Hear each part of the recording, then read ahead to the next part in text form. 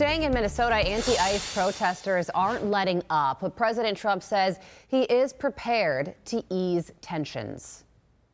We're going to de-escalate a little bit, but I will tell you, you look at the numbers, they're doing better than they've done in many years because we took thousands of criminals out of Minnesota.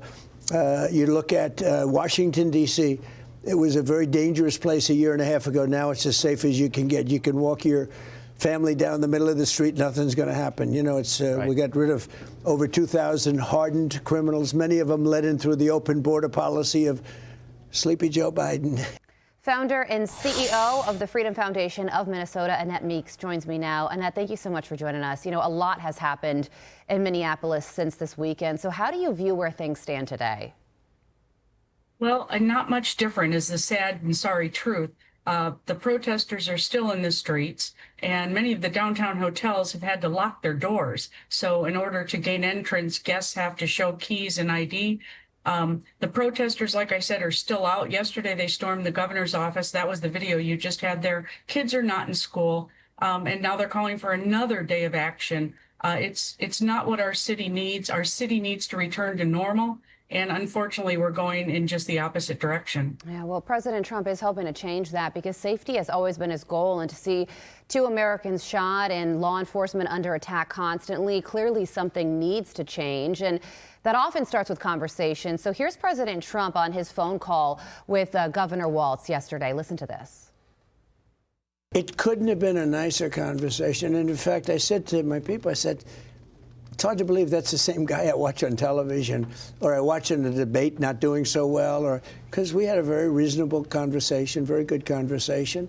If you believe the conversation, he'd like to get this thing over with. So it really did seem like both sides are coming together, and that may ultimately be what happens, striking some sort of deal. But then we have this from Minneapolis Mayor Jacob Fry yesterday, who wrote on X, Annette, I also made it clear that Minneapolis does not and will not enforce federal immigration laws. He's talking about his conversation with Tom Homan, and that we will remain focused on keeping our neighbors and streets safe. City leaders will continue to stay in conversation with Mr. Homan and his team.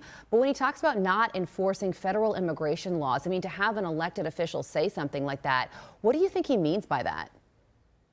Oh, I think he means what he says. They have not worked with the feds ever. They believe they're a sanctuary city and that somehow or other they are above or beyond the federal laws. They're not. And that's part of what's led to the confrontations you've seen. They lead a gang of people that has increasingly turned more and more scary and violent, and into believing that you don't have to obey federal law enforcement officials, and you do. The laws of our United States government do apply, whether you're in Minneapolis, St. Paul, or Memphis. It doesn't matter. And as long as their leaders continue to say horrible things like that, that lead these people to take to the streets and commit crimes, the longer this will persist. Annette, I have a note from you that says before Trump was elected, they quietly deported 670 people from Minneapolis and no one protested. Can you give us the details about that?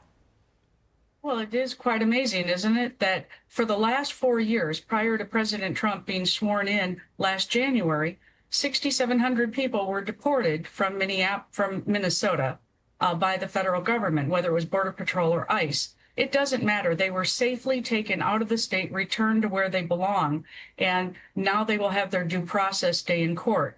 No one said a word. Nothing happened until recently. And the only thing that changed was President Trump said, we are going to enforce the laws of our country. We are going to enforce our borders. We are going to make sure people are safe. And once he said that, that seemed to ignite the direct action people into working against our federal government. Federal government is not our enemy. They're the ones trying to keep us safe here in our homes and in our businesses. And for some reason, Mayor Fry and Governor Walz declared war against them. Yeah, that and having all those people deported and have nobody protest would indicate that this is, you know, political as opposed to ideological or having some sort of moral feeling towards the issue.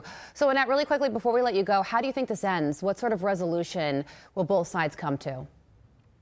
Well, President Trump has proved to be the bigger man and certainly the person more concerned about public safety and making sure our cities can return to normal. And I applaud him for that. And I really hope that he's able and that Mr. Homan can bring these conversations to fruition and bring a peaceful settlement and send these people back to jobs, back to their homes, get the kids back in school and return to normal. This is doing historic damage to our city that we had barely recovered from the George Floyd riot 6 years ago. We can't afford this as a city, and so we need President Trump's leadership here to bring this home. Annette Meeks, founder and CEO of the Freedom Foundation of Minnesota, we thank you so much for your thoughts and your time this morning. I'm Steve Ducey. I'm Brian Kilmeade. And I'm Ainsley Earhart. And click here to subscribe to the Fox News YouTube page to catch our hottest interviews and most compelling analysis.